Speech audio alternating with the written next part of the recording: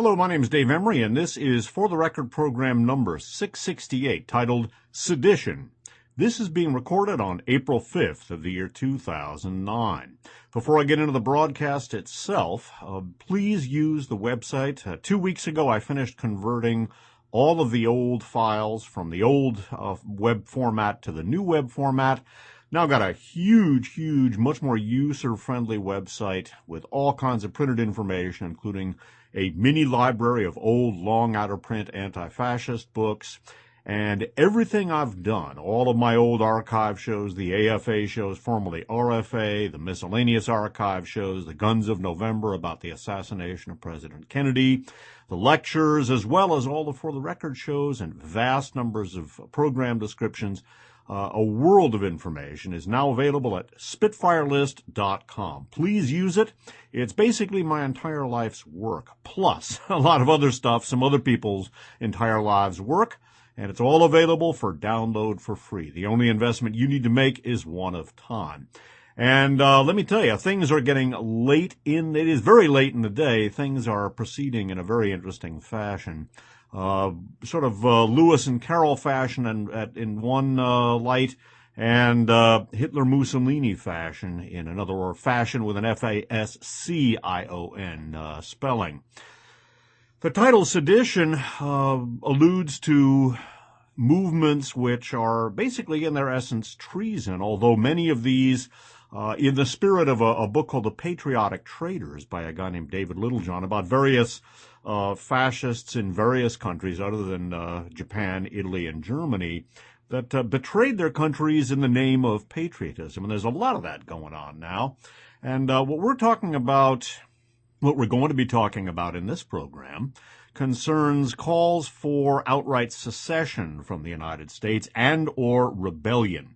And some of these calls are coming from fringe media people, or maybe not so fringe media people. Some of them are calling from relatively mainstream figures such as martial artist and movie star Chuck Norris. Also, Republican members of Congress have been making similar calls for revolution/secession or it's basically treason or sedition. This should be evaluated against the background of programs like For the Record 652, Palin by Comparison. Sarah Palin, who was running for vice president on the Republican ticket, of course, under John McCain, is basically a cat's paw for something called the Alaskan Independence Party, which not only aims to have Alaska secede from the Union, but which in turn is very much connected to various Aryan nations/Nazi groups, as well as neo-Confederates who are aiming to have the South secede again. And predictably, many of these American nativist/fascist and secessionist groups are connected, if only on the web, only by internet links, to the UNPO, headed up by Karl von Habsburg, married to Francesca Thyssen-Bornemisza, who champions similar quote, liberation movements, unquote, in which various peoples, primarily in the Third World or of Third World extraction, are having their independence championed by the old ruling heads of Europe. And I think the end result of what some of these people are working for will be nothing less than the breakup and subsequent de facto colonization or recolonization of what's left of the United States. In this case, it'll be a bunch of balkanized and probably impoverished little countries which will, in time, be subsumed into a larger corporate entity and reabsorbed into some of the European dynasties, as the Habsburgs, of course, to which the Habsburgs are the heirs. One of the people who has been issuing this call for revolution/secession/sedition is, again, martial artist and television and movie star Chuck Norris. The following is from WorldNet Daily. That's a conservative internet site. And this, in turn, is a follow-up to an appearance that Chuck Norris had on the radio show of a guy named Glenn Beck, who appears to be one of the ripest pieces of fruit on the ripe orchard of Fox News. This is, basically not just Fox News. He's on Fox, but he also does radio work as well. This is from the WorldNet Daily of March 9th of 2009. It's called "I May Run for President of Texas." And Chuck Norris writes, "On Glenn Beck's radio show last week, I quipped in response to our wayward federal government, 'I may run for president of Texas,' unquote.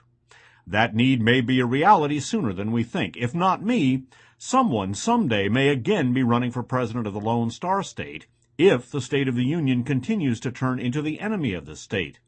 From the East Coast to the left coast, America seems to be moving further and further from its founder's vision and government." Skipping down.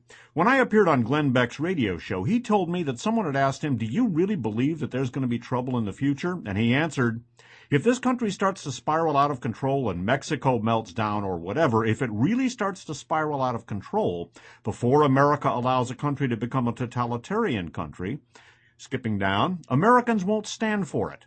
There will be parts of the country that will rise up,' unquote. Then Glenn asked me and his listening audience, 'And where's that going to come from?' unquote. He answered his own question, 'Texas. It's going to come from Texas. Do you agree with that, Chuck?' I replied, 'Oh, yeah, definitely.' It was these types of thoughts that led me to utter the tongue-in-cheek frustration on Glenn Beck's radio show, 'I May Run for President of Texas.' Now, I'm not saying that other states won't muster the gumption to stand up and secede, but Texas has the history to prove it. As most know, Texas was its own country before it joined the Union as its 28th state. From 1836 to 1846, Texas was its own republic. Washington on the Brazos served as our Philadelphia, Pennsylvania.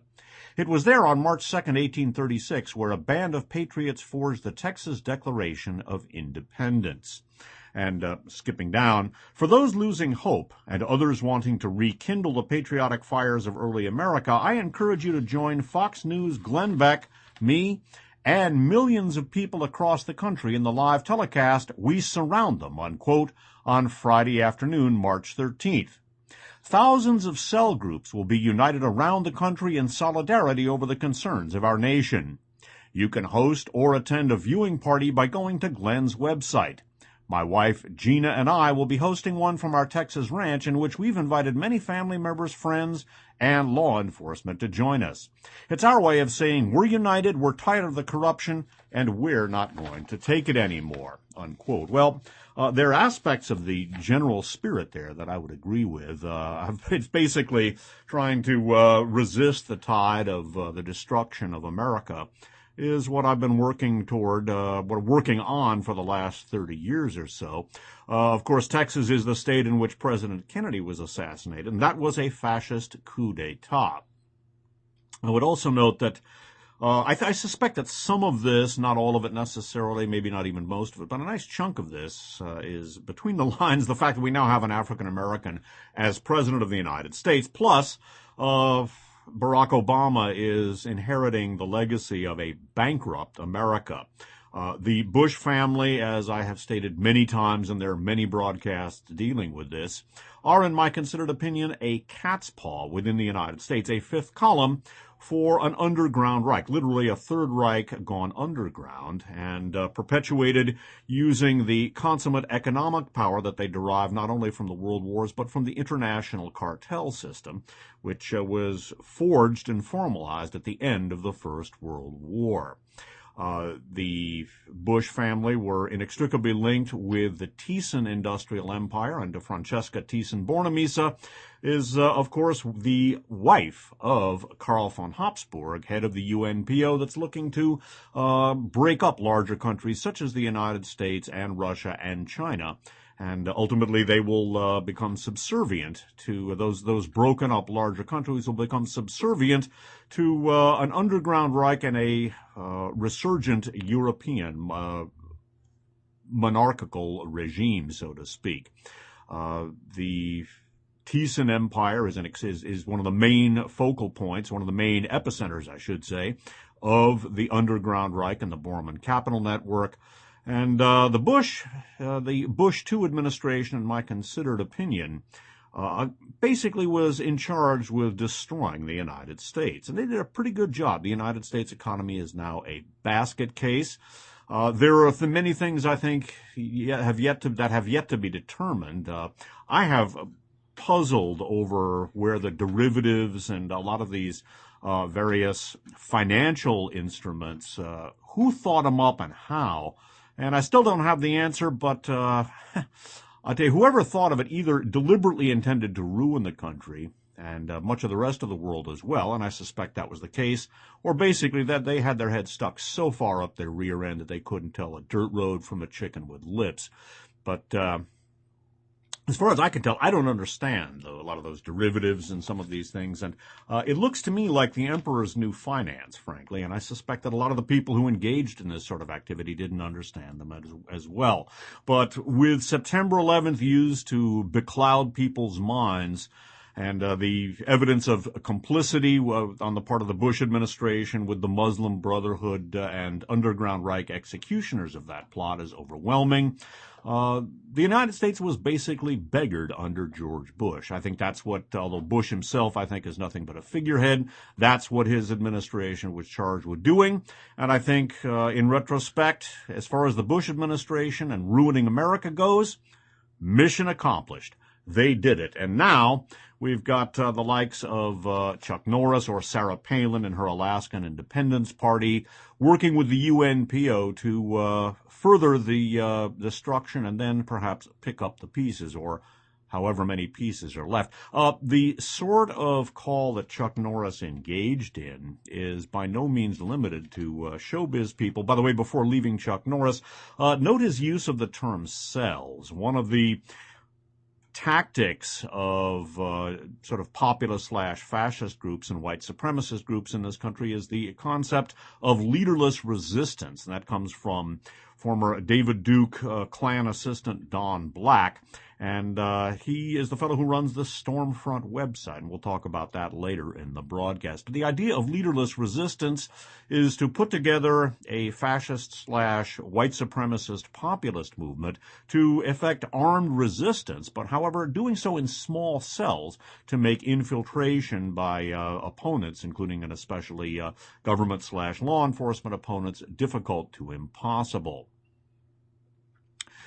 In addition to the sorts of calls that are being issued by Chuck Norris, a Minnesota congresswoman named Michelle Bachmann also has been issuing these sorts of calls for revolution/sedition/secession. This also on Fox. This particular call came on, this particular call to revolution, unquote, came on Sean Hannity's radio show.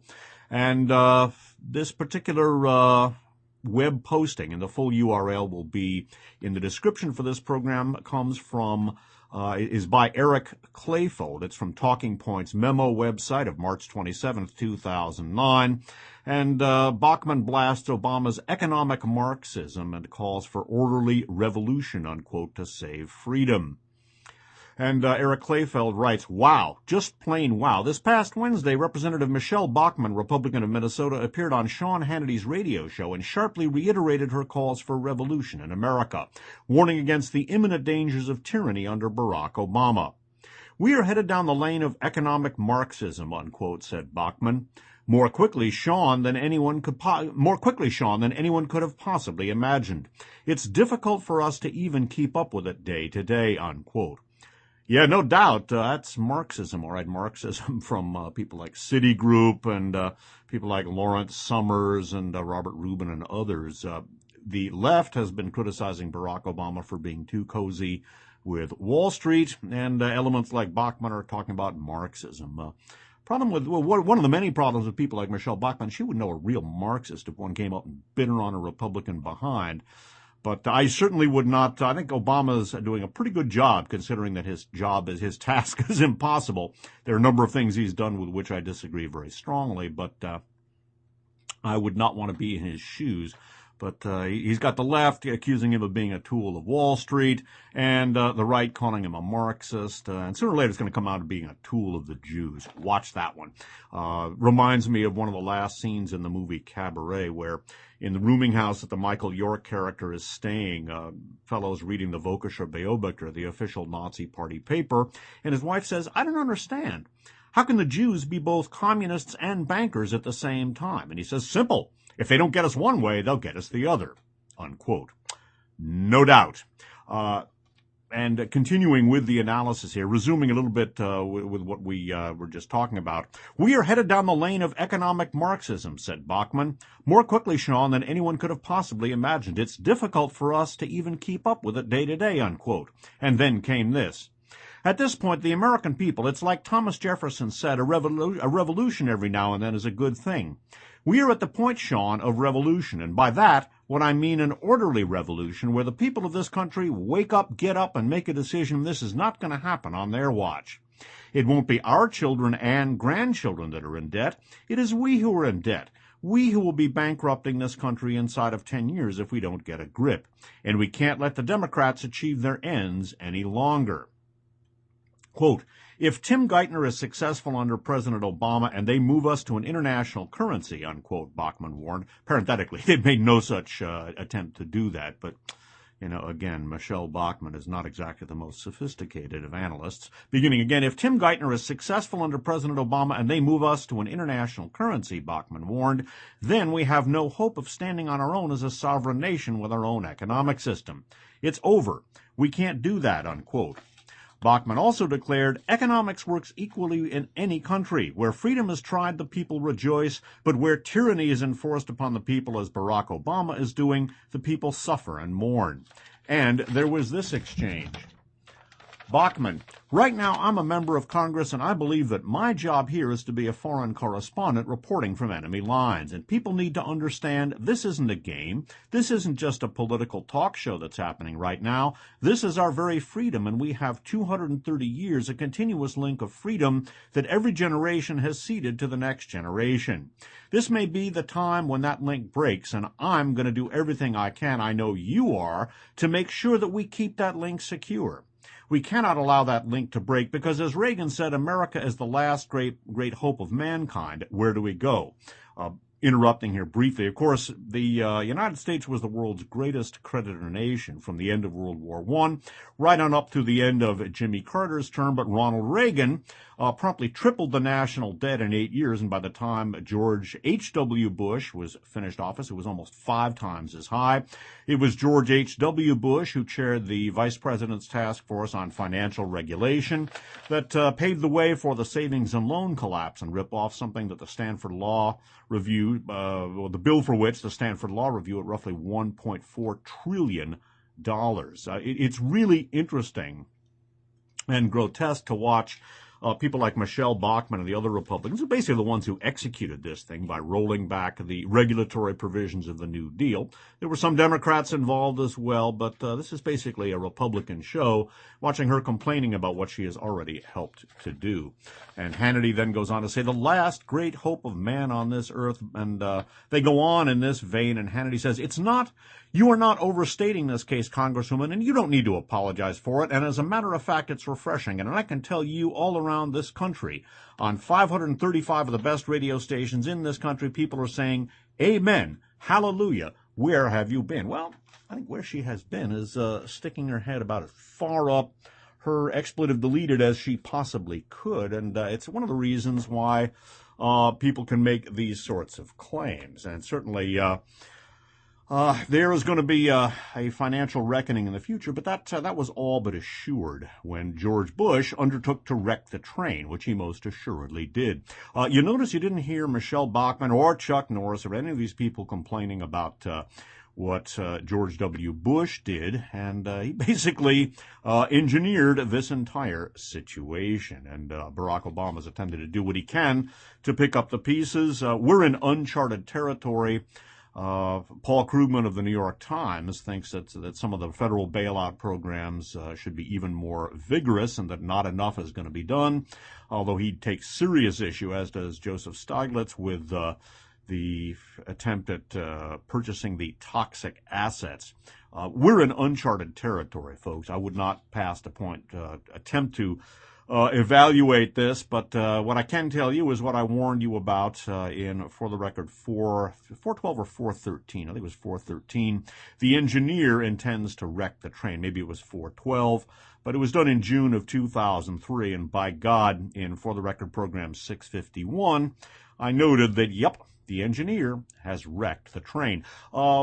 Chuck Norris's call for sedition, or Michelle Bachmann, Republican Congresswoman from Minnesota's call for, quote, revolution, unquote, has been echoed by, among other institutions, the Council of Conservative Citizens. Now, this is an openly white supremacist group which has strong links to Republican members of Congress. The former Senate Majority Leader Trent Lott was affiliated with this group, and they have basically echoed this call. And the URL for their website supporting Chuck Norris in this will be available in the description for the record program number 668. I want to note that there is, generally speaking, a sort of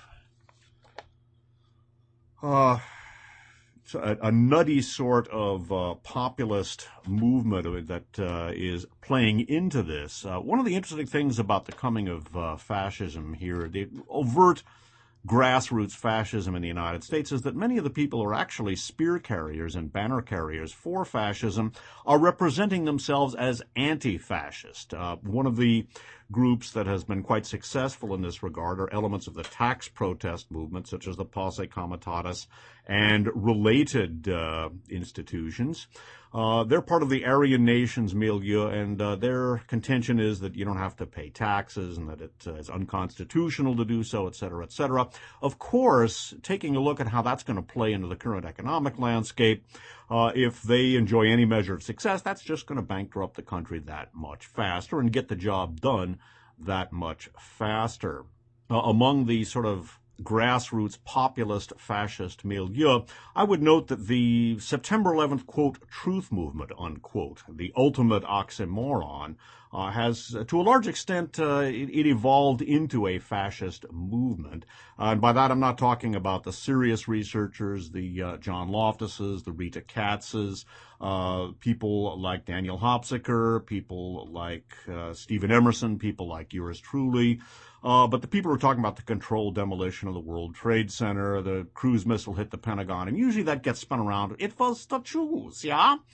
And one of the people that is front and center in that nefarious milieu is a guy named Alex Jones. Now, just like Chuck Norris, Alex Jones hails from the Lone Star State, Baja, Oklahoma, and he's been very active on behalf of the 911 truth movement, the whole controlled demolition, cruise missile hit the Pentagon hocus pocus, and achieved quite a bit of success. And he has had Chuck Norris on his show echoing these kinds of calls.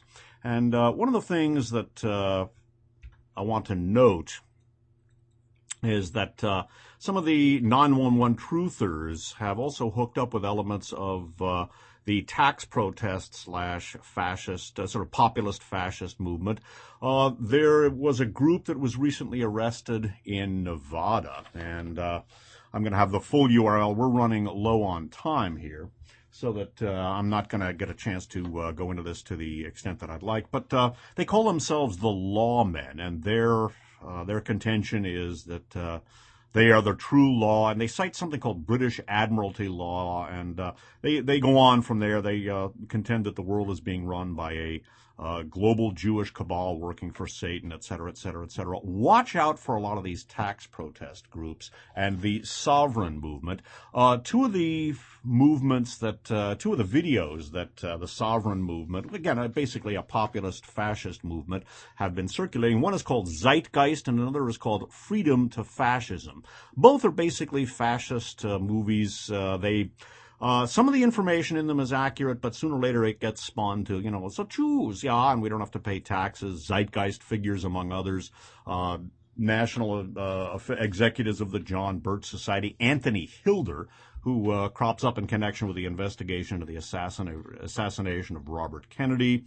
And this is all fairly well hooked into the 911 truth movement. And one might say they've also made quite a bit they've enjoyed quite a bit of success in penetrating so-called progressive media voices as well. Not only elements of the nutty 911 truth stuff, but related elements have been turning up on Pacifica Radio, Natch, and so people should be careful of this. It would be funny, perhaps, if it were not for the fact that the long-term implications of this are very serious indeed. But there's some very unfunny things going on. A lot of people under the enormous social dislocation of the economic devastation that is overtaking this country. Thanks, George Bush. A lot of people are going off the rails, and there have been a lot of people, quote, going postal, unquote, just blazing away at complete strangers. The Pittsburgh Post-Gazette talked about Richard Poplawski's recent escapade in which he gunned down 3 Pittsburgh policemen. This is from the Pittsburgh Post-Gazette of Sunday, today, April 5th of 2009, and skipping down into the political views of Richard Andrew Poplawski. Mr. Poplawski's view of guns and personal freedom took a turn toward the fringes of American politics.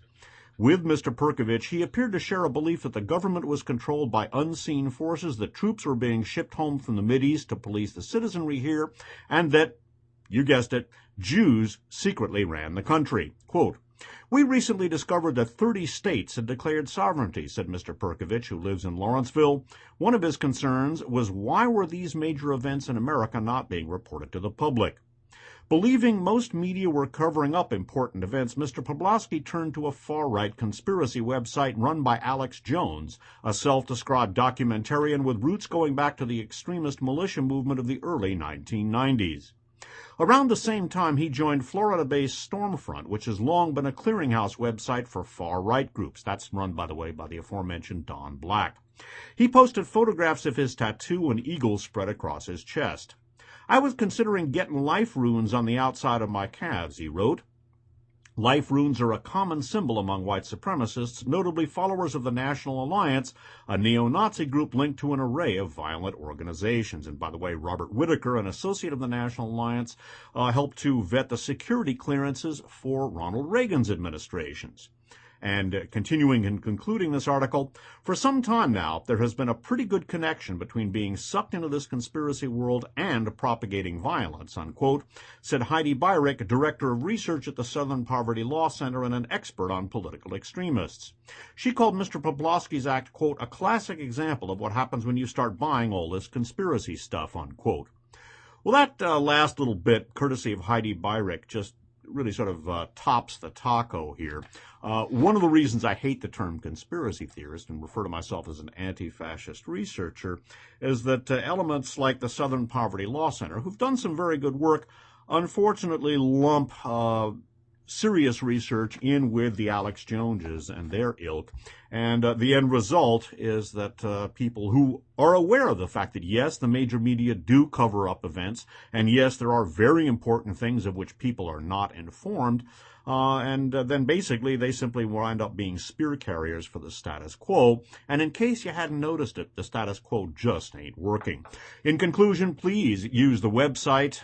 One of the things you can do on that website is to download those old anti-fascist books, such as All Honorable Men.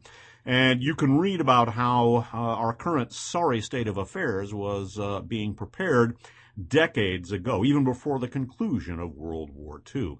And again, one cannot understand fascism, one cannot understand the present without understanding the past. And the concept of the corporate state, its execution through the decades before, during, and after World War II, is a key to that understanding. However, that is all we have time for. So again, the various URLs for these articles will be in the in the description for the Record 668. This concludes For the Record 668 Sedition, being recorded on April 5th of 2009. My name's Dave Emery. Thanks for listening. Hello, my name's Dave Emery, and this is side 1 of For the Record program number 676, Sedition, Part 2, Target America. This program is being recorded on June 14th of the year 2009. For a number of years, specifically beginning in the late spring of 2006, I've been talking about various movements to use ethnic groups and various other stratagems to break up large countries. I've spoken at great length about the UNPO, the Unrepresented Nations and Peoples Organization, headed up by Karl von Habsburg, the heir to the House of Habsburg. the throne of the Austro-Hungarian Empire, married, by the way, to Francesca Thyssen-Bornemisza, heiress to the Thyssen fortune as well, to which the Third Reich and the Bush family were deeply connected. I've spoken about the use of various ethnic groups to break up large countries. The UNPO has backed the Tibetans and the Uyghurs, both working to fragment China. Not incidentally, Xinjiang province, and I'm mispronouncing that, in China, is very, very rich in, surprise, surprise, fossil fuels. The Uyghurs are Muslim and have a history of association with enemies of China. Also, among the groups being championed by the UNPO are the Lakota in the United States, who've already declared independence up to a point, and the territory that they claim in the U.S. as their sovereign nation is also, surprise, surprise, rich in fossil fuels, including oil. The UNPO has championed Alaskan independence. They have championed, to a greater extent, Hawaiian independence. They cite as their greatest success the secession of Kosovo from the Yugoslavian Federation. And they have been championing also, and sort of indicative of the real sentiments of that organization. Among the downtrodden, oppressed peoples whom they've been championing are the Afrikaners who rule the apartheid fascist government of South Africa. And I've also spoken about, again, the alliances between some of those groups, such as the Hawaiian Independence Movement of the Lakota, the UNPO, and other secessionist movements here in the United States. The Middlebury Institute, which aims to have Vermont secede from the United States, in particular the League of the South, which aims for a new secessionist confederacy, and the Alaskan Independence Party, for which Sarah Palin is something of a cat's paw. I've been speaking about what might very well take place, namely a breakup of the United States in the event of an economic collapse. Of course, nothing like that has happened, has it? And I can appreciate that many members of the listening audience may have thought that I was, off the wall, crazy, what have you. Well, again, now we're starting to see those calls. Sarah Palin is a front for an organization looking to have Alaska secede. As we're going to see later, Governor Rick Perry of Texas refused to rule out Texas seceding from the Union when that subject was broached by, among others, martial artist and movie star Chuck Norris. Well, for those of you who, and I can appreciate this is not meant in any way to be arrogant, for those of you who might have thought this was completely off the wall, and, there goes Dave again talking about stuff that just isn't going to happen, blah-bitty-blah-bitty-blah. Well, check this out. A long, very scary op-ed piece in the Wall Street Journal from Saturday, June 13th of 2009. This op-ed piece is by Paul Starobin, S-T-A-R-O-B-I-N. It's called Divided We Stand. And it is talking in an advocacy sense about a breakup of the United States. This reads, remember that classic Beatles riff of the 1960s, you say you want a revolution? Imagine this instead, a devolution. Picture an America that is run not as now by a top-heavy Washington autocracy, but in freewheeling style by an assemblage of largely autonomous regional republics, reflecting the eclectic economic and cultural character of the society. There might be an austere Republic of New England with a natural strength in higher education and technology, a Caribbean-flavored city-state Republic of Greater Miami with an anchor in the Latin American economy, and maybe even a Republic of Las Vegas with unfettered license to pursue its ambitions as a global gambling, entertainment, and conventioneer destination. California? America's broke, ill-governed, and way too big nation-like state might be saved, truly saved, not by an emergency federal bailout, but by a merciful carve-up into a trio of republics that would rely on their own ingenuity in making their connections to the wider world. And while we're at it, let's make this project binational. Economic logic suggests a natural multilingual combination between Greater San Diego and Mexico's northern Baja, and to the Pacific North between Seattle and Vancouver in a mega-region already dubbed Cascadia by economic cartographers. Devolved America is a vision faithful to both to certain post-industrial realities as well as to the pluralistic heart of the American political tradition, a tradition that has been betrayed by the creeping centralization of power in Washington over the decades, but may yet reassert itself as an animating spirit for the future. Consider this proposition.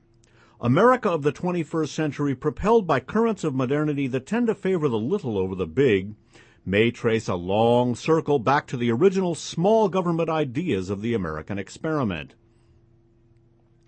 The present-day American Goliath may turn out to be a freak of a waning age of politics and economics as conducted on a supersized scale, too large to make any rational sense in an emerging age of personal empowerment that harks back to the era of the yeoman farmer of America's early days. The society may find blessed new life, as paradoxical as this may sound, in a return to a smaller form. This perspective may seem especially fanciful at a time when the political tides all seem to be running in the opposite direction. In the midst of economic troubles, an aggrandizing Washington is gathering even more power in its hands. The Obama administration, while considering replacing top executives at Citigroup, is newly appointing a compensation czar with powers to determine the retirement packages of executives at firms accepting federal financial bailout funds. President Obama has deemed it wise for the U.S. Treasury to take a majority ownership in General Motors in a last-ditch effort to revive this industrial age brontosaurus. Even the Supreme Court is getting in on the act. A ruling this past week awarded federal judges powers to set the standards by which judges for state courts may recuse themselves from cases. All this adds up to a federal power grab that might even make FDR's New Dealers blush. But that's just the point. Not surprisingly, a lot of folks in the land of Jefferson are taking a stand against an approach that stands to make an indebted citizenry yet more dependent on an already immense federal power.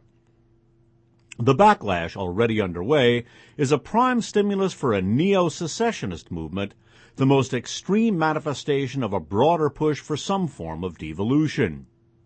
In April, at an anti-tax Tea Party held in Austin, Governor Rick Perry of Texas had his speech interrupted by cries of "secede," unquote. The governor did not sound inclined to disagree. Texas is a unique place, he later told reporters attending the rally. When we came into the Union in 1845, one of the issues was that we would be able to leave if we decided to do that. Such sentiments resonate beyond the libertarian fringe. The Daily Kos, a liberal website, recently asked Perry's fellow Texas Republicans, "Do you think Texas would be better off as an independent nation or as part of the United States of America?"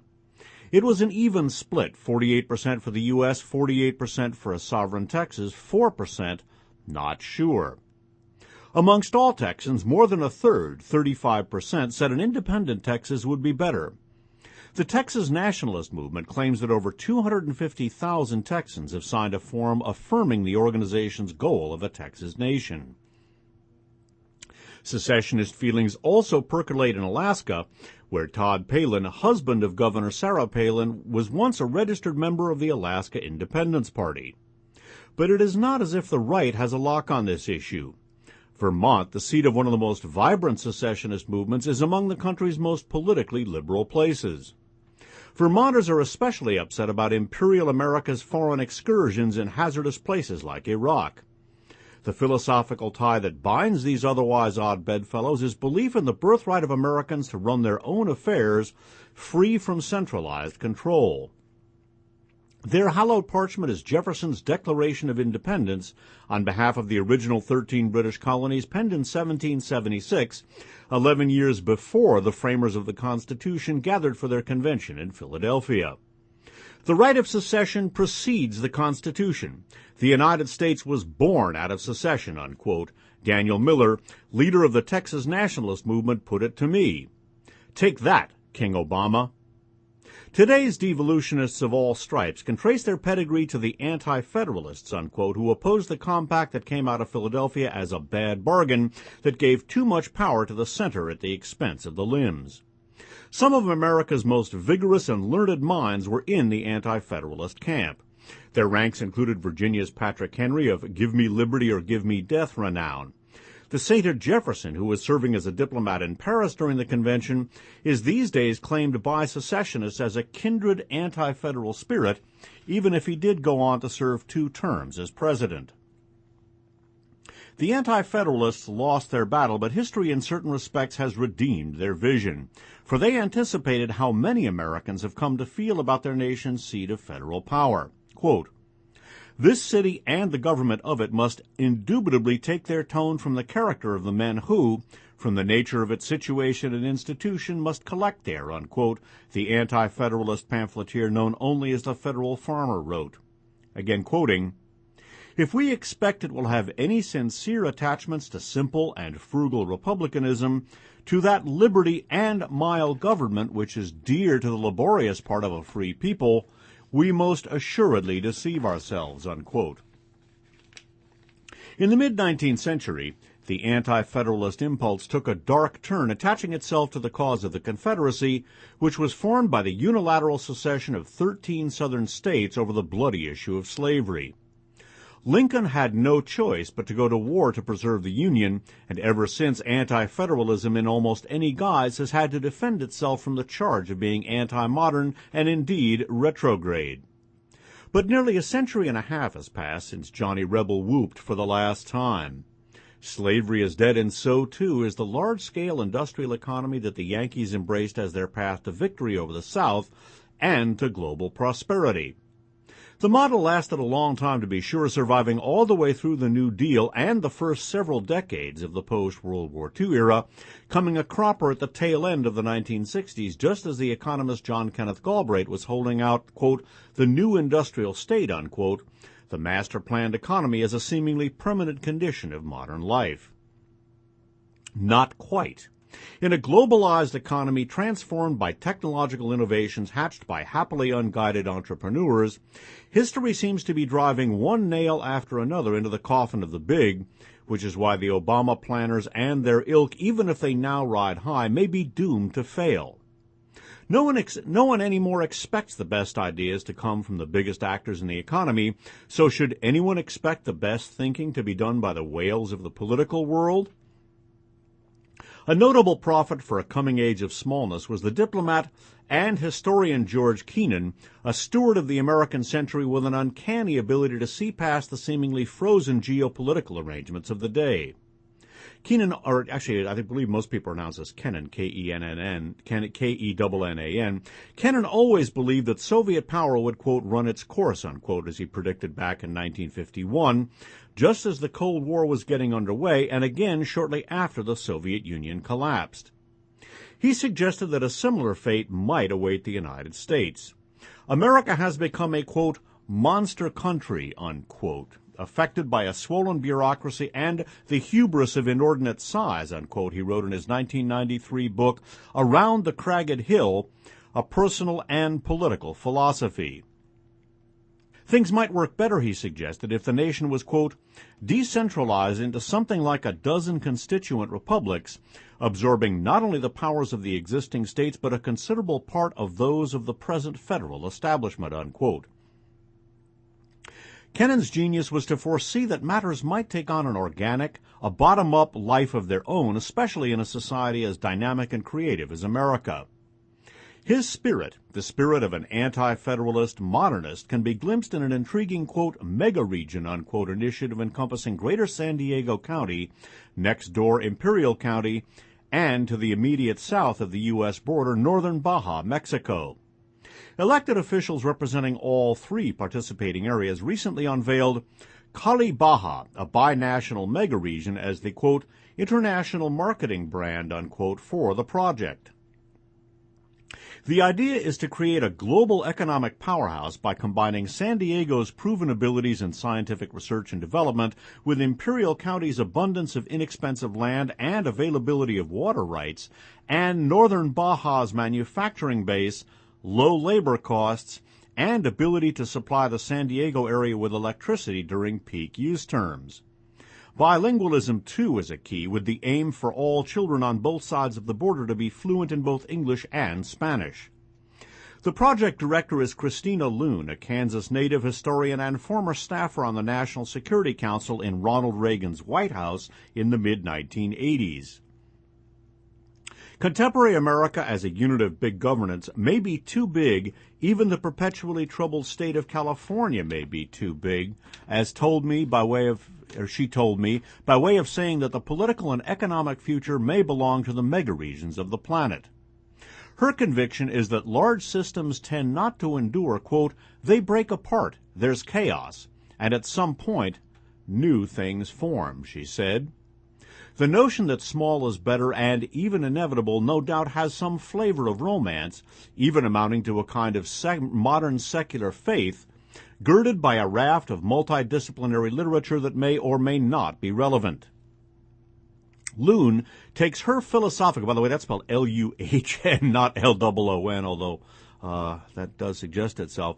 Loon, L-U-H-N, takes her philosophical cue not only from Kennan, but also from the science writer and physicist M. Mitchell Waldrop, author of Complexity, the emerging science at the edge of order and chaos.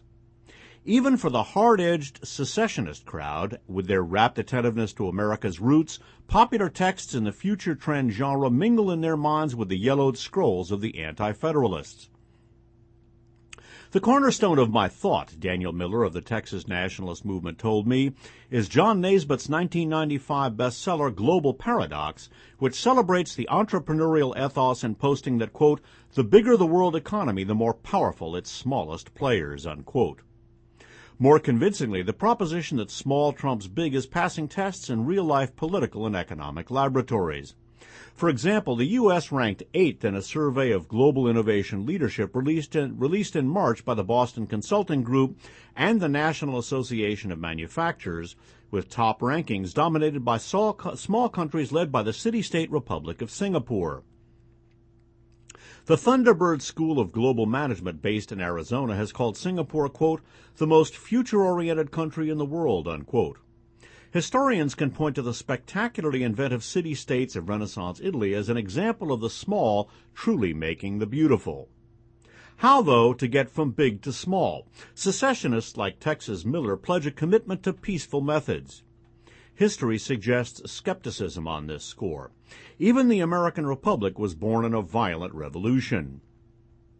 These days, the Russian professor Igor Panarin, P-A-N-A-R-I-N, a former KGB analyst, has snagged publicity with his dystopian prediction of civil strife in a dismembered America whose jagged parts fall prey to foreign powers, including Canada, Mexico, and, in the case of Alaska, Russia. Naturally, parenthetically, I would not rule out perhaps Japanese and perhaps Chinese capital funding Russian development of Alaska by Russian oil interests. And if the Alaskans should decide not to go along with that, well, Yakuza ninja assassins and perhaps ex-Spetsnaz Soviet special forces people working now for organized crime syndicates, the very powerful and deadly Russian mafias, I got a hunch that they will change the thinking and behavior of those Alaskans who might not go along with that. Of course, maybe Alaskans might want to stick with the Union rather than become a Russian or Japanese or Chinese colony or something of a combination of those. Continuing. Still, the precedent for any breakup of today's America is not necessarily the one set by the musket-bearing colonists Still, beginning again here. Still, the precedent for any breakup of today's America is not necessarily the one set by the musket-bearing colonists' demanded departure from the British Crown in the late 18th century, or by the crisis-ridden dissolution of the USSR at the end of the 20th. Every empire, every too big thing fragments or shrinks according to its own unique character and to the age of history to which it belongs. The most hopeful prospect for the USA, should the decentralization impulse prove irresistible, is for Americans to draw on their natural inventiveness and democratic tradition by patenting a formula for getting the job done in a gradual and cooperative way. In so doing, geopolitical history and perhaps even a path for others might be made, for the problem of bigness vexes political leviathans everywhere. In India, with its 1.2 billion people, there is an active discussion of whether things might work better if the nation-state was chopped up into 10 or so large city-states with broad writs of autonomy from New Delhi. Devolution may likewise be the future for the European continent, think Catalonia, and for the British Isles. Scotland, a leading source of Enlightenment ideas for America's founding fathers, now has its own flourishing independence movement. Even China, held together by an aging autocracy, may not be able to resist the drift towards the smallest.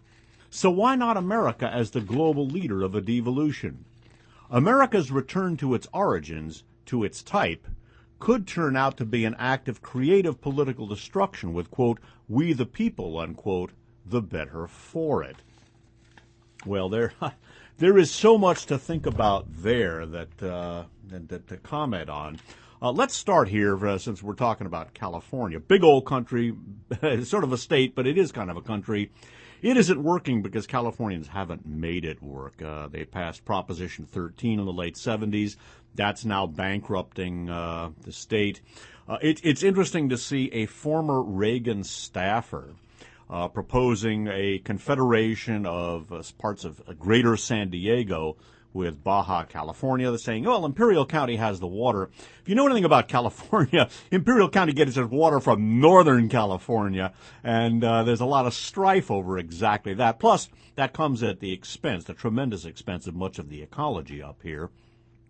How that's going to work if that becomes a separate region is anybody's guess. And I'm sure, by the way, that people in greater San Diego are really going to enjoy being at the prey of the various Mexican drug cartels, which are literally wreaking havoc right across the border. I'm sure they're going to enjoy that a whole lot. Also, bear in mind that she's a Reagan White House staffer. Not only did Helena von Dahm, protege of SS officer Otto von Bolschwing, create the list from which the Reagan White House was staffed, but one of her top assistants was a guy named Bob Whitaker, who helped with the security clearances for the Reagan administration. Bob Whitaker is an associate of the National Alliance, the top American neo-Nazi group.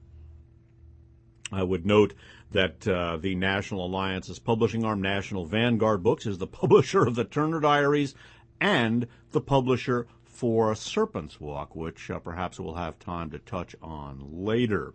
I would also note that the Alaskan Independence Party is very close to the Aryan nations. It has very strong fascist roots. It's very close to the League of the South, one of the primary secessionist movements, which basically is neo-Confederate and more or less openly racist. There also was reference there to George Kennan.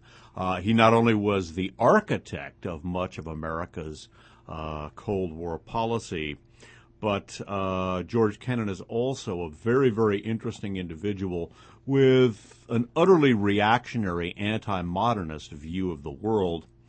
By the way, a brief blurb. It may be that Imperial County gets its water from the Colorado River. I know L.A. and much of Southern California get their water from Northern California.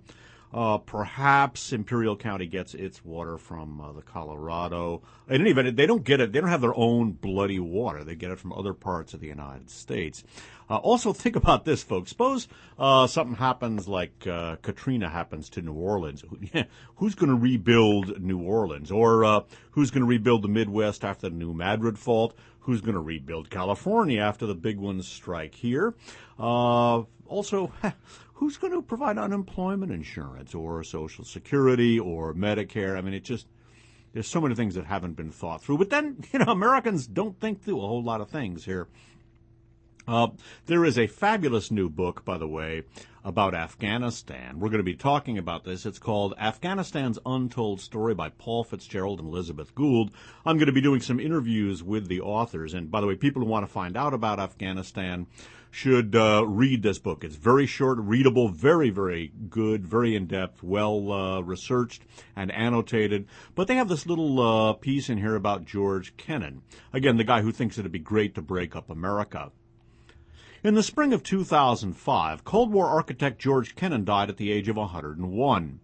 A Washington Post obituary provided an insight into the mind of one of the foremost figures of post-World War II U.S. foreign policy and his antipathy for the modern world. Walter Isaacson and Evan Thomas reported in their book, The Wise Men, that he suggested in an unpublished work that women, blacks, and immigrants be disenfranchised.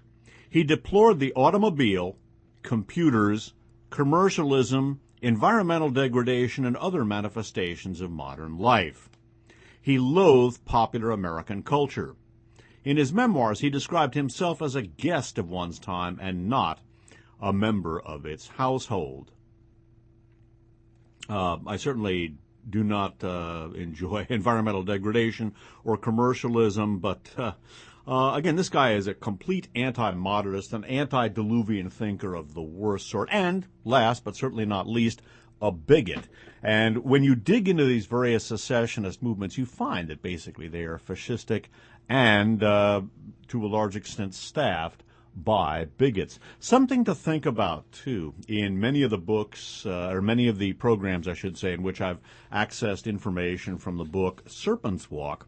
Some of the but some of the Underground Reich functionaries in that book are talking about the future, and what they're talking about is the mid-21st century, and they're talking about the SS ruling or coming to rule over what is described as a corporocracy, in which the world is run by several giant corporations that pretty much control everything.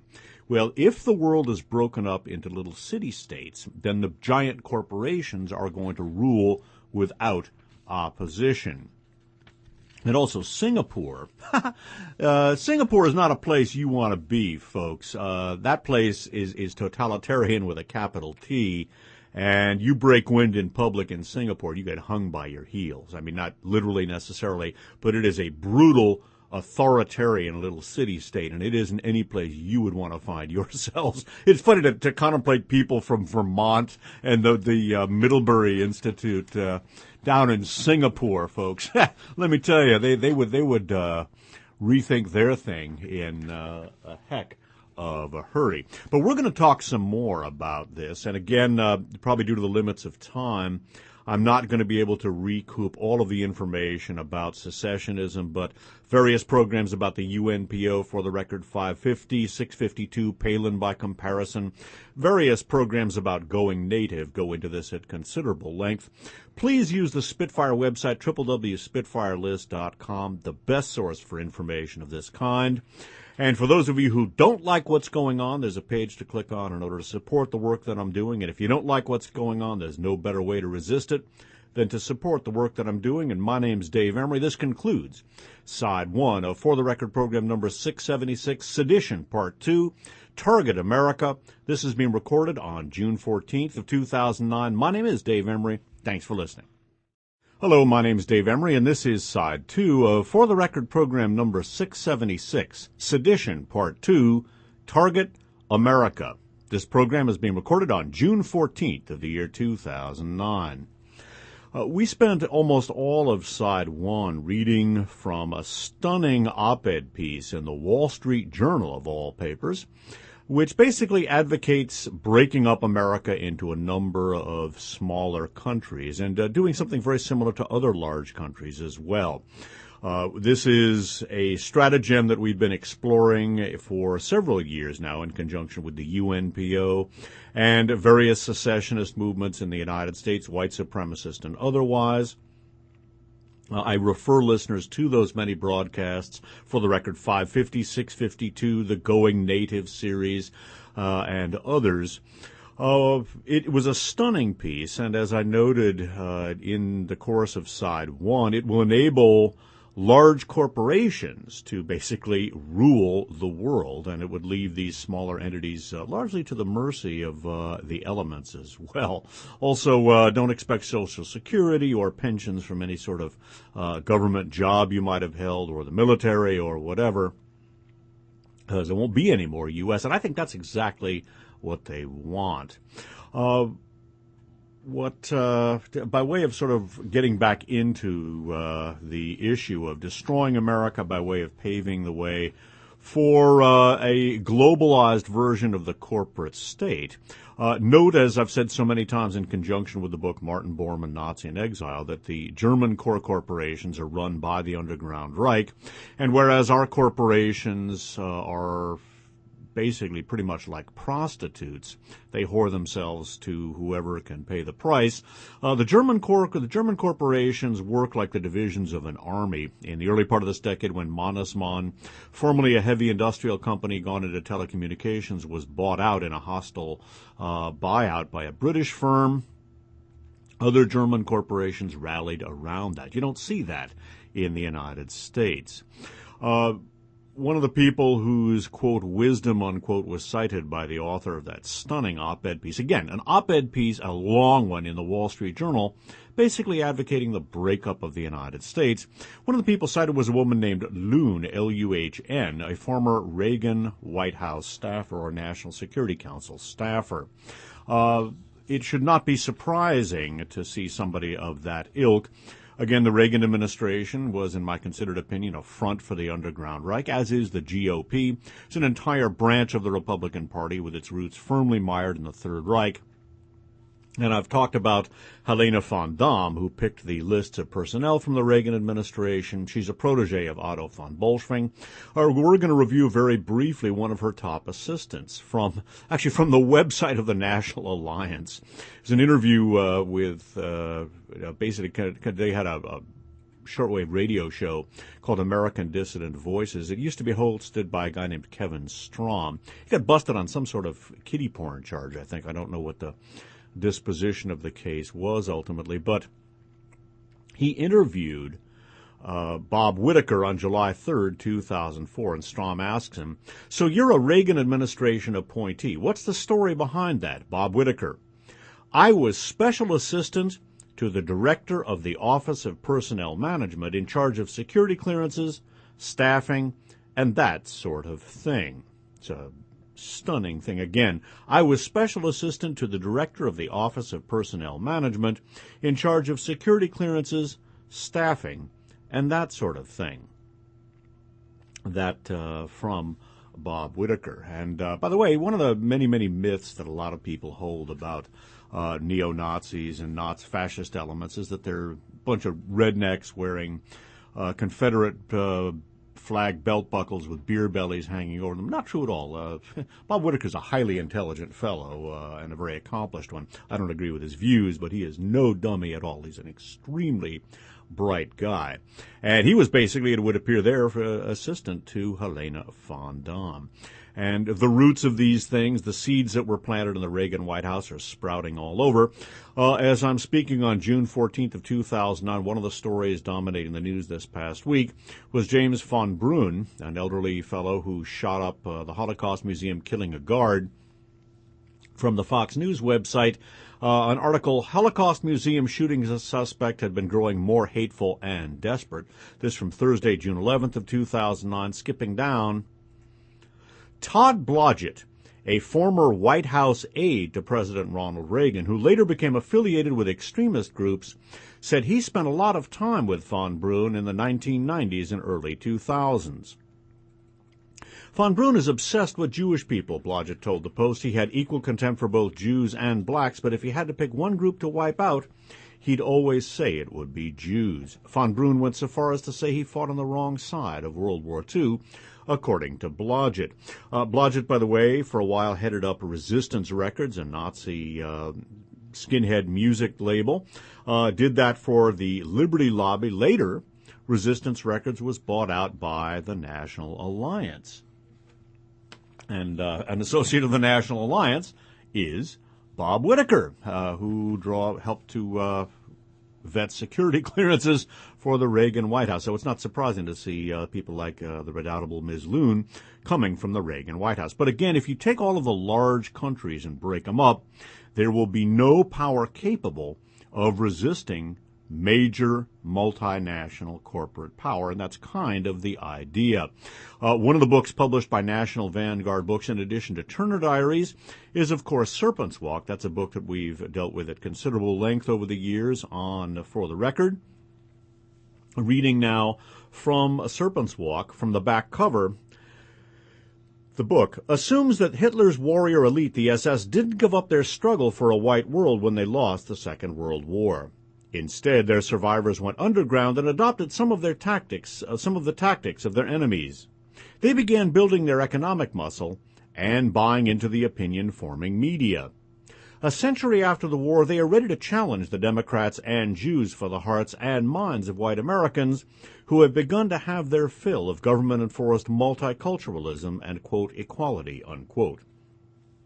And there is a passage that talks about what is intended. And again, I've talked about this book. It's not really a novel. It's really more of a manifesto, sort of a blueprint for what the Underground Reich intends to do. And there is a conversation here between a guy named Wrench, who's an Underground Reich operative, and a mercenary named Lessing, who ultimately becomes Fuhrer of the United States after the U.S. is destroyed by a series of terrorist attacks involving weapons of mass destruction. Martial law is declared. Eventually the Nazis who've infiltrated the military take over. And Wrench tells Lessing, the SS, what was left of it, had business objectives before and during World War II. When the war was lost, they just kept on, but from other places: Bogota, Asuncion, Buenos Aires, Rio de Janeiro, Mexico City, Colombo, Damascus, Dakar, you name it. They realized that the world is heading towards a corporocracy, 5 or 10 international super companies that will run everything worth running by the year 2100. Those super corporations exist now, and they're already dividing up the production and marketing of food, transport, steel and heavy industry, oil, the media, and other commodities. They're mostly conglomerates with fingers in more than one pie. We, the SS, have the say in 4 or 5. We've been competing for the past 60 years or so, and we're slowly gaining. And that is the blueprint for the future. We're going to jump now, and I'm going to read a short excerpt from the book Germany Plots with the Kremlin by T.H. Tettens. And that book, by the way, is available for download for free on the Spitfire website at www.spitfirelist.com. And in that book, and in that description for that book, there's an excerpt in which Dorothy Thompson, who was an American journalist and investigative reporter, she wrote for, among other publications, the New York Herald Tribune. On May 31st, 1940, she had the following to say. This is May 31st of 1940, about what the Germans had in mind if they won World War II. Ms. Thompson, writing on 5/31/1940 in the New York Herald Tribune, wrote, "The Germans have a clear plan of what they intend to do in case of victory. I believe that I know the essential details of that plan. I've heard it from a sufficient number of important Germans to credit its authenticity. Germany's plan is to make a customs union of Europe with complete financial and economic control centered in Berlin. This will create at once the largest free trade area and the largest planned economy in the world. In Western Europe alone, there will be an economic unity of 400 million persons. To these will be added the resources of the British, French, Dutch, and Belgian empires. These will be pooled in the name of Europa Germanica. The Germans count upon political power following economic power, and not vice versa. Territorial changes do not concern them because there will be no France or England except as language groups. Little immediate concern is felt regarding political organizations. No nation will have control of its own financial or economic system or of its customs. The Nazification of all countries will be accomplished by economic pressure. In all countries, contacts have been established long ago with sympathetic businessmen and industrialists. As far as the United States is concerned, the planners of the World Germanica laugh off the idea of any armed invasion. They say that it will be completely unnecessary to take military action against the United States to force it to play ball with this system. Here, as in every other country, they've established relations with numerous industries and commercial organizations to whom they will offer advantages in cooperation with Germany. And, of course, among their primary contacts in this country were the Bush family. And indeed, as the Third Reich was preparing to go underground at its and the plans for the post-war Underground Reich economy and the Bormann capital network were being laid at the August 10, 1944 meeting in Strasbourg in Alsace-Lorraine. SS General Dr. Scheid cited, among other companies, the Hamburg America line as one that has proved useful to Germany, and he gave New York addresses to the assembled men. The Hamburg America line, of course, one of the Bush family's Nazi businesses. What I'm going to do for the bulk of the rest of this side of the broadcast is to read an article that is reprinted in its entirety in For the Record 671. That's Update on the Meltdown, Part 4. Germany, the Underground Reich, and the Global Financial Crisis. And again, in many broadcasts have talked about the plans for German world domination formulated by pan-German theoretician Friedrich List in the 19th century, who envisioned a German-dominated Central European Economic Union as a vehicle for world control by Germany. It was pre-Third Reich. The Third Reich put that into effect, and basically, I don't think it takes much of a stretch at all to see the European Union and European Monetary Union as a shade of things to come. And again, I've spoken about that in the past. For those people who think, well, there goes Dave again, talking out his neck or whatever, just, pure BS, check out the following. This from the Daily Mail. That is a British paper. This was authored by Adam Libor, and this was published by the Daily Mail online on May 9th of 2009. It's titled, Revealed: The Secret Report That Shows How the Nazis Planned a Fourth Reich in the European Union. It reads, The paper is aged and fragile, the typewritten letters slowly fading. But U.S. military intelligence report EWPA-128 is as chilling now as the day it was written in November of 1944. The document, also known as the Red House Report, is a detailed account of a secret meeting at the Maison Rouge Hotel in Strasbourg on August 10, 1944. There, Nazi officials ordered an elite group of German industrialists to plan for Germany's post-war recovery, prepare for the Nazis' return to power, and work for a strong German empire. In other words, the Fourth Reich. The three-page, closely typed report marked secret, copied to British officials, and sent by air pouch to Cordell Hull, the U.S. Secretary of State, detailed how the industrialists were to work with the Nazi Party to rebuild Germany's economy by sending money through Switzerland. They would set up a network of secret front companies abroad. They would wait until conditions were right, and then they would take over Germany again. The industrialists included representatives of Volkswagen, Krupp, and Messerschmitt. Officials from the Navy and Ministry of Armaments were also at the meeting, and with incredible foresight, they decided together that the Fourth German Reich, unlike its predecessor, would be an economic rather than a military empire, but not just German. The Red House Report, which was unearthed from U.S. intelligence files, was the inspiration for my thriller, The Budapest Protocol. By the way, parenthetically, you can read it almost in its entirety in Martin Bormann, Nazi in Exile, available for download for free on my website. Continuing. The book opens in 1944 as the Red Army advances on the besieged city. This is his book, The Budapest Protocol, then jumps to the present day during the election campaign for the first president of Europe. The European Union superstate is revealed as a front for a sinister conspiracy, one rooted in the last days of the Second World War. But as I researched and wrote the novel, I realized that some of the Red House Report had become fact. Nazi Germany did export massive amounts of capital through neutral countries. German businesses did set up a network of front companies abroad. The German economy did soon recover after 1945. The Third Reich was defeated militarily, but powerful Nazi-era bankers, industrialists, and civil servants, reborn as Democrats, soon prospered in the new West Germany. There, they worked for a new cause: European economic and political integration. Is it possible that the Fourth Reich those Nazi industrialists foresaw has in some part at least come to pass? The Red House Report was written by a French spy who was at the meeting in Strasbourg in 1944, and it paints an extraordinary picture. The industrialists gathered at the Maison Rouge Hotel waited expectantly as SS Obergruppenführer Dr. Scheid began the meeting. Scheid held one of the highest ranks in the SS, equivalent to lieutenant general. He cut an imposing figure in his tailored gray-green uniform and high-peaked cap with silver braiding. Guards were posted outside, and the room had been searched for microphones. There was a sharp intake of breath as he began to speak. German industry must realize that the war cannot be won, he declared.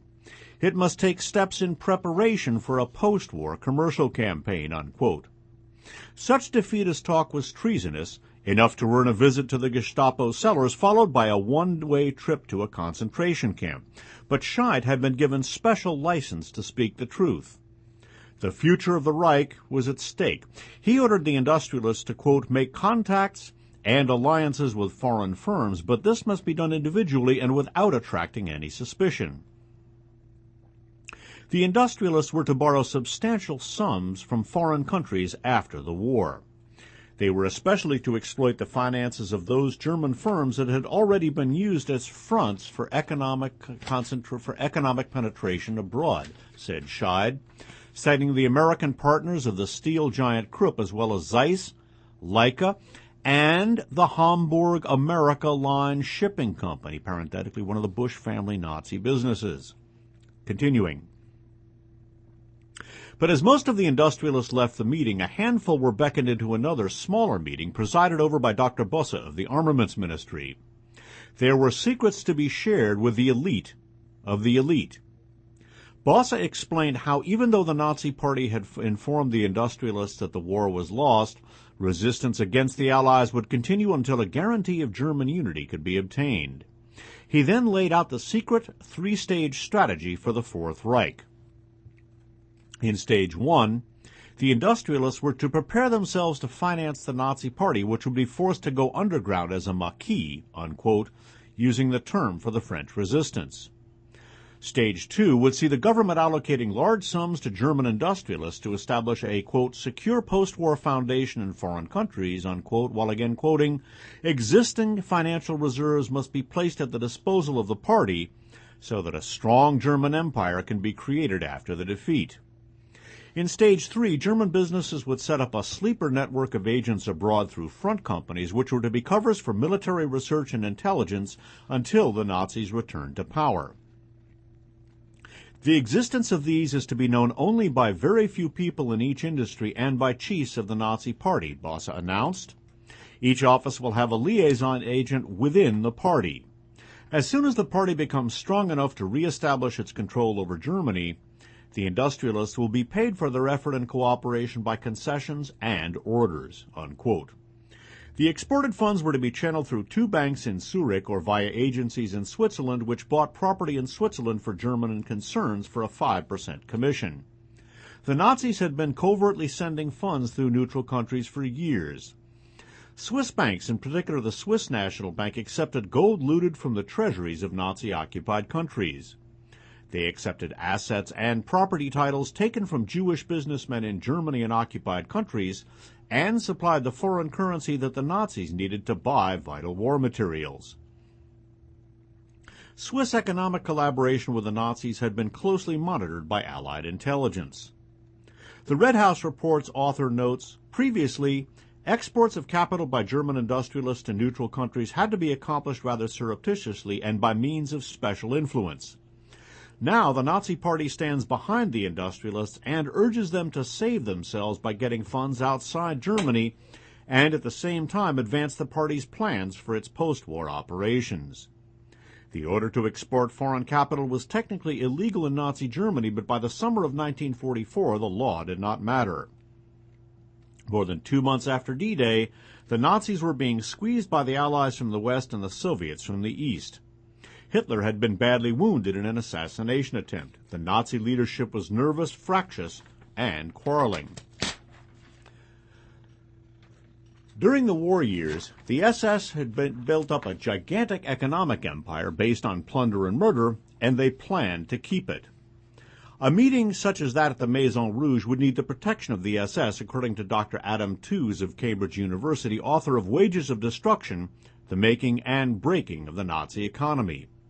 He says, by 1944, any discussion of post-war planning was banned. It was extremely dangerous to do that in public, but the SS was thinking in the long term. If you were trying to establish a workable coalition after the war, the only safe place to do it is under the auspices of the apparatus of terror, unquote. Shrewd leaders such as Otto Ollendorf were already thinking ahead.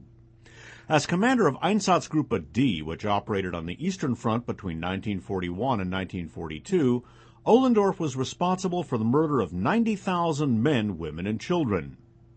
A highly educated, intelligent lawyer and economist, Ollendorf showed great concern for the psychological welfare of his extermination squad's gunmen.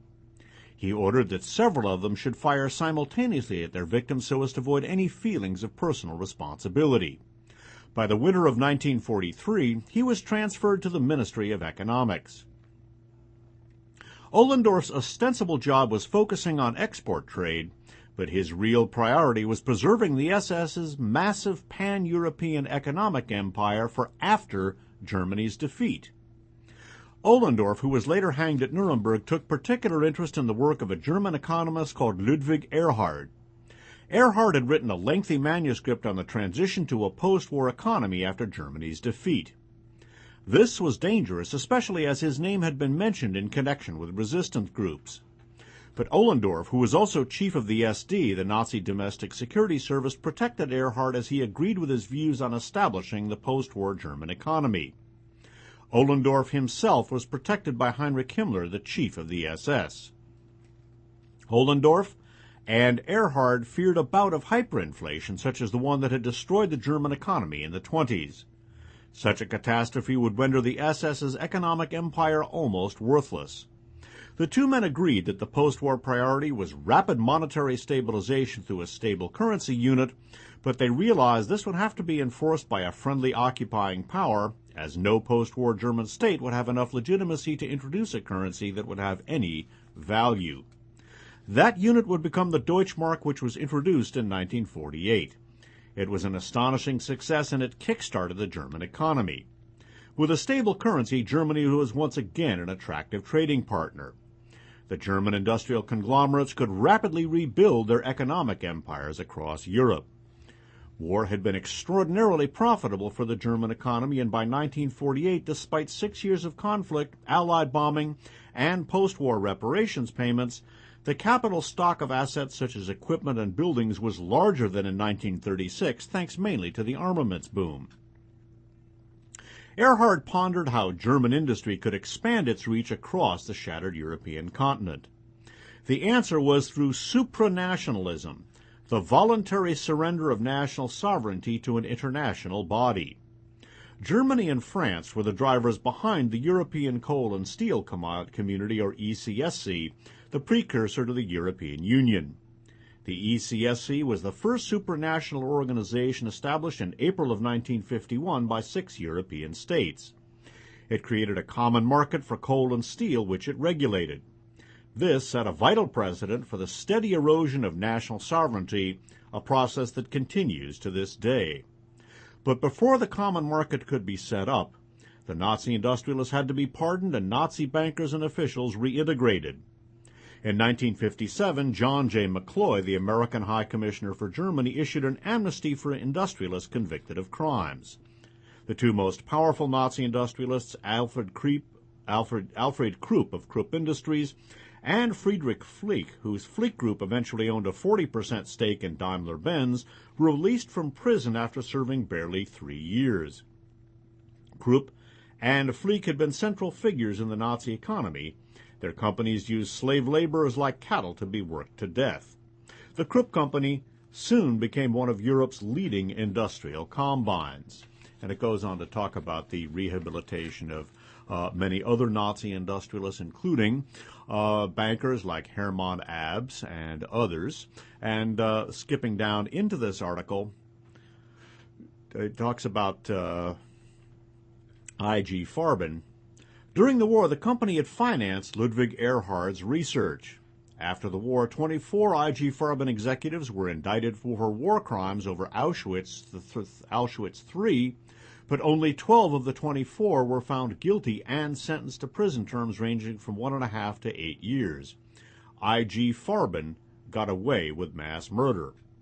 Nazi banker Abs of the Deutsche Bank was put in charge of allocating Marshall Fund aid reconstruction funds to German industry, and by 1948 he was effectively managing Germany's economic recovery. Crucially, Abs was also a member of the European League for Economic Cooperation, an elite intellectual pressure group set up in 1946. The League was dedicated to the establishment of a common market, the precursor of the European Union. Its members included industrialists and financiers, and it developed policies that are strikingly familiar today on monetary integration and common transport, energy, and welfare systems. When Konrad Adenauer, the first chancellor of West Germany, took power in 1949, Abs was his most important financial advisor. And skipping down.